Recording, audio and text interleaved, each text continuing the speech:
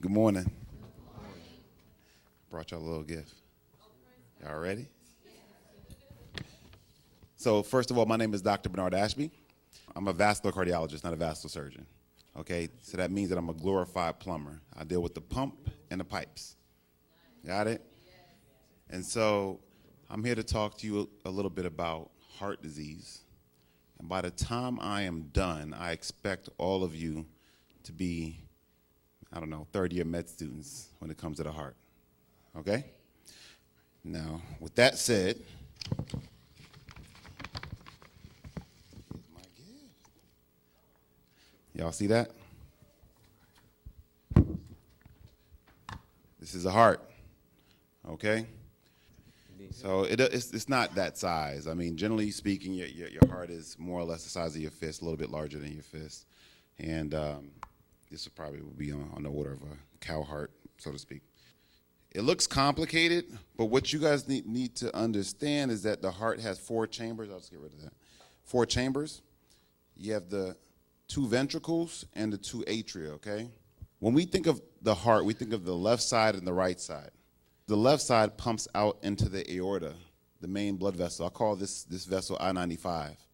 It goes all the way from your chest down to your lower abdomen, and all the branches of the heart come off of that. So you got, the Palmetto Expressway, 595, so on and so forth. Y'all got it?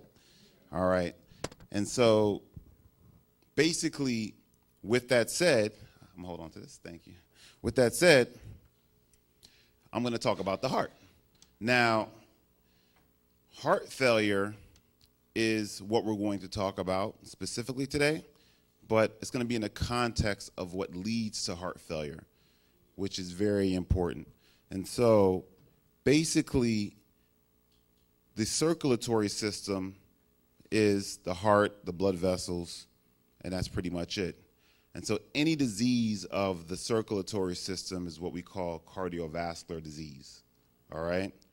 And so cardiovascular disease can be broken up in various different ways, but the one type of cardiovascular disease that we don't separate enough is something called atherosclerotic cardiovascular disease. And that's just a fancy way of saying gunk in the pipes, all right? Meaning that if you have plaque in the arteries, that can lead to the blockage of that pipe leading to that organ. So if you have a blocked pipe going to the kidney, you're going to have kidney failure. If you have a blocked pipe going to the brain, you're going to have a stroke. If you have a blocked pipe going to the heart, that is called a what? Heart attack. Well, what's the scientific name for a heart attack? I'm trying to see if anybody got that sauce in here. So it's called a myocardial infarction. Okay? You guys probably heard that, MI, myocardial infarction.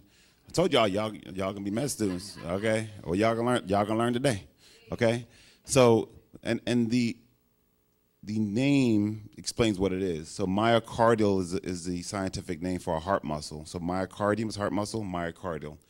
Infarct is a general term for death.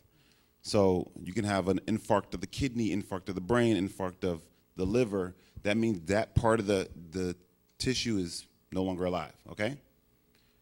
Make sense? All right.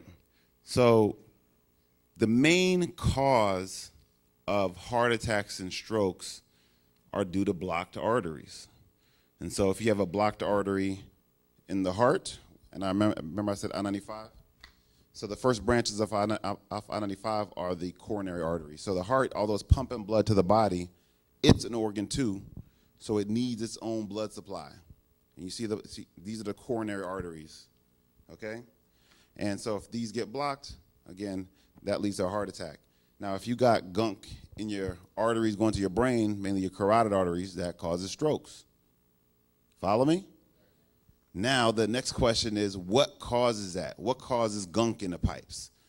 And I don't think we do a good enough job of tying that together, meaning that we talk about risk factors in heart disease, but what we're really talking about is risk factors and things that lead to gunk.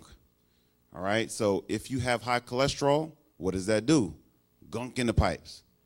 If you have high blood pressure, believe it or not, that causes gunk in the pipes. If you smoke cigarettes, that causes a lot of gunk in the pipes. I wouldn't have a business if people didn't smoke cigarettes.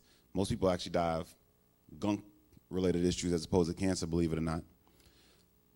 The main reason why diabetics die is from what?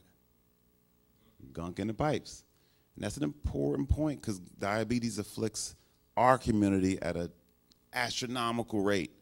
And so if you have sugar around in the bloodstream, that causes gunk to build up, okay? Being said, if you don't move, more gunk. If you don't eat natural foods, okay? I'm not talking about veganism or this or that. I'm talking about natural is better. And so somebody mentioned soul food. Soul food isn't inherently bad. It's just, you know, it's inherently bad the way we prepare it.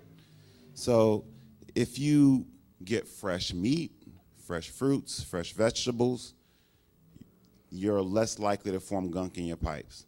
Getting more sunshine. We live in Miami, and Miami folks don't get enough sun. But the sun gives you life, okay? And so you have less gunk in your pipes.